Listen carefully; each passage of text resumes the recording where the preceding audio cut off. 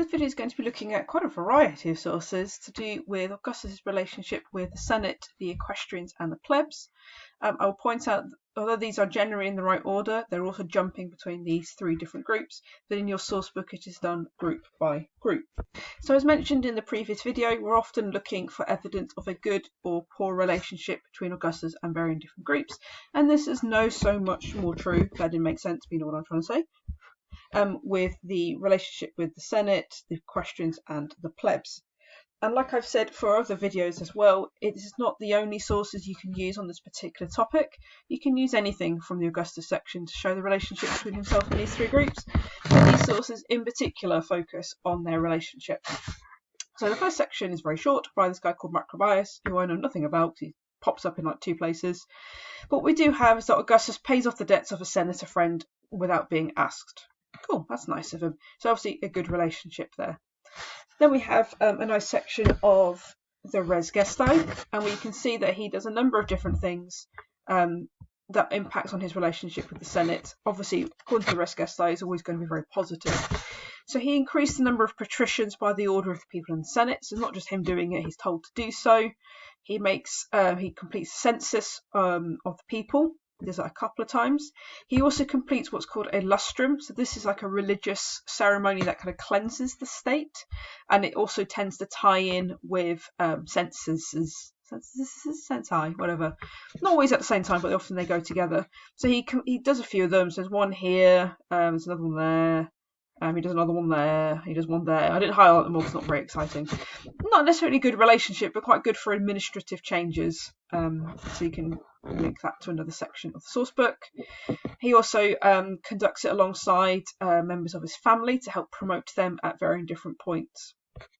He also passes some new laws that will restore many traditions of the ancestors. This is one thing that Augustus was trying to do, was showing that he not only restored the Republic, but was also restoring Roman virtues and values. So there's going to be a number of laws he puts in place in order to do this.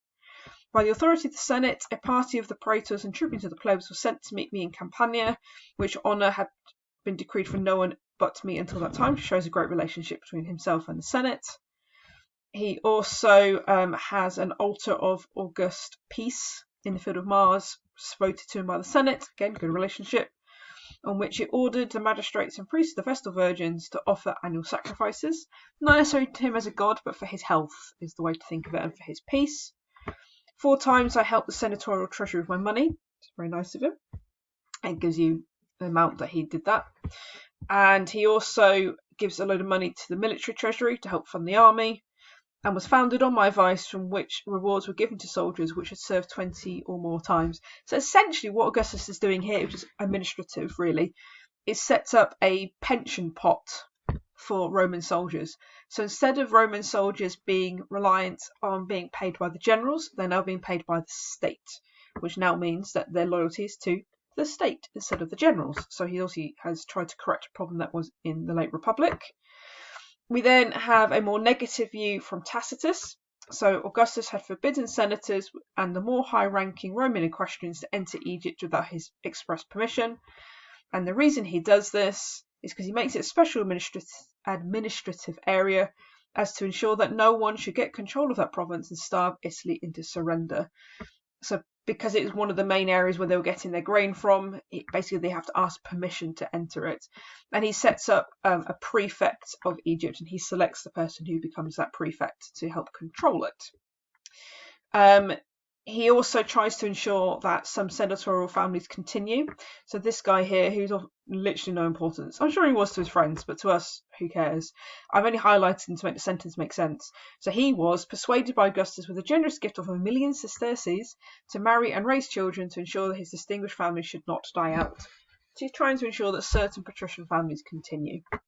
If that means you need to give him a lot of money, fine, whatever. Okay, cool.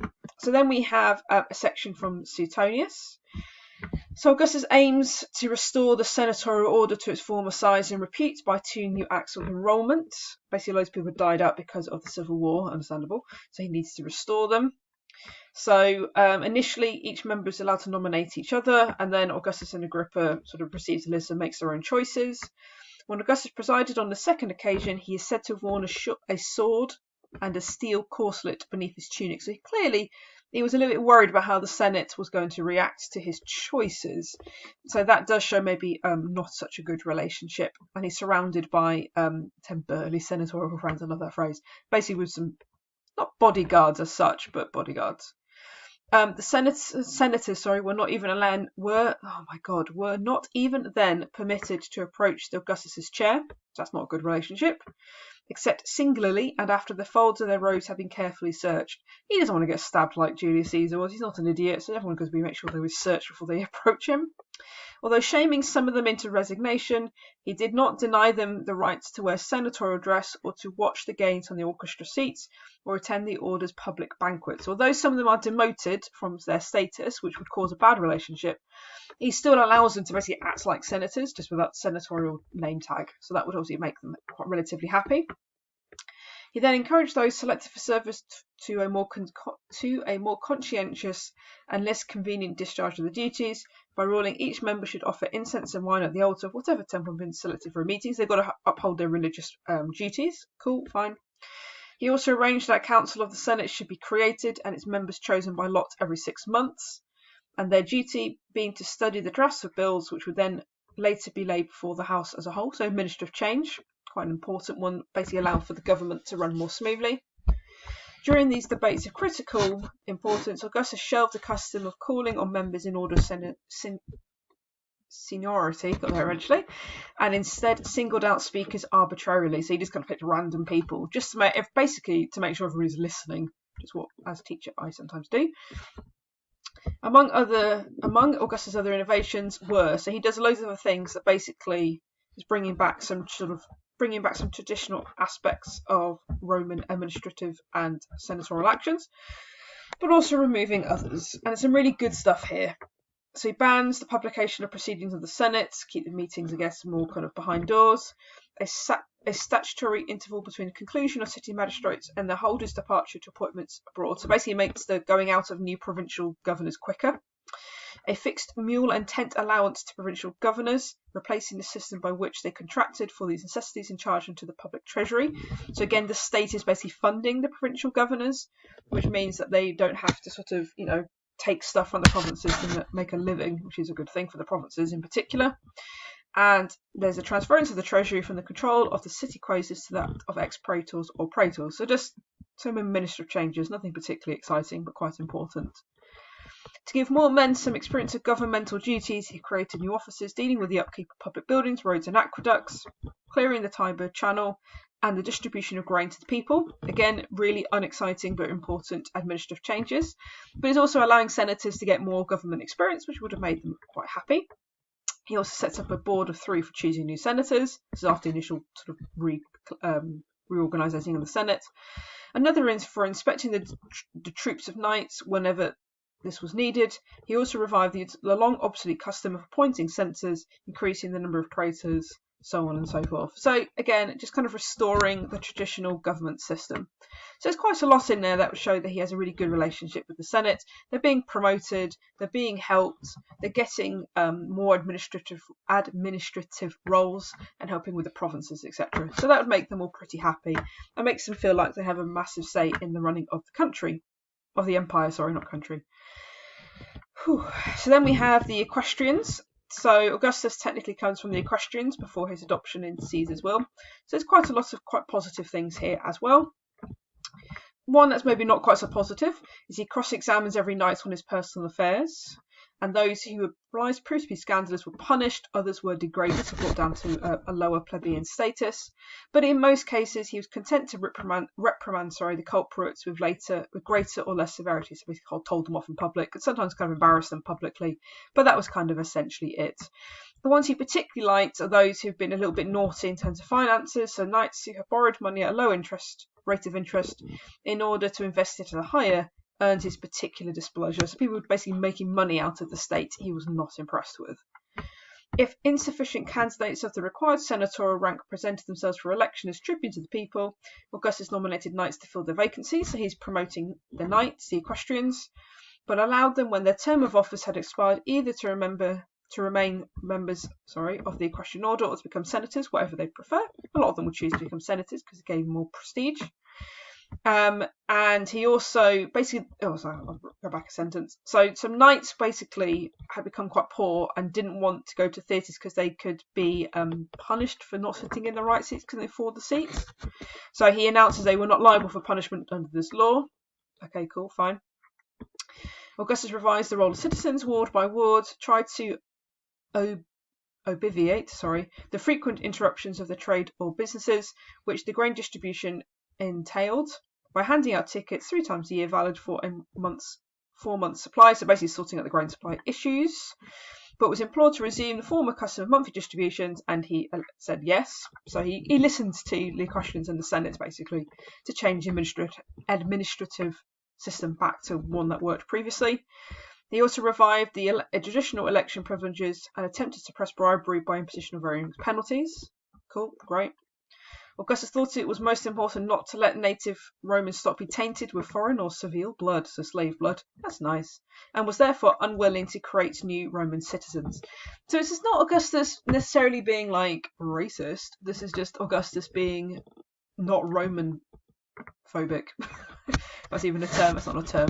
So basically, if you were like Romans, you should be reading with Romans, and it's just to keep the blood pure, which makes him sound really Nazi-like. It's not meant to, but it's that kind of snobbery towards non-Romans. So although on one hand he's treating the provincials really well, he's also discouraging sort of interracial marriage, not even racial, inter-ethnicity. That's not any better, but you know what I'm trying to say. I'm not trying to excuse him. It's pretty unpleasant, but anyway, there you go. He also made it really difficult for slaves to be freed, which is also not good, and still more difficult for them to attain full independence. Okay. He also revives the ancient Roman dress. That's nice. So everyone looks like Romans. So he's kind of promoting like pure Romanness above everything else, which would have made the Senate any questions and plebs, to be honest, pretty happy.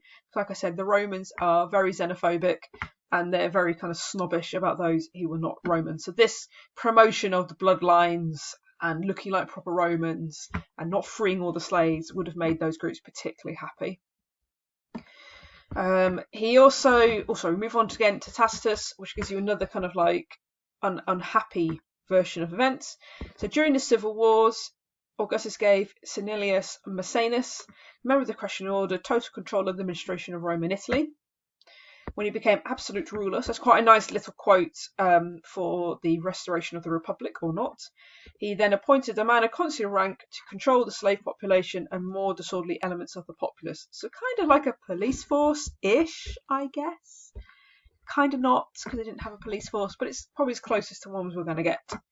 So again, lots of things about promoting equestrians, promotion of the Senate, in order to create a good relationship, although a few negatives as well. So the plebs are treated quite differently, not any more or less positively, but there's different methods used. So we have some more administrative changes to make the running of the city better, which would have benefited the plebs.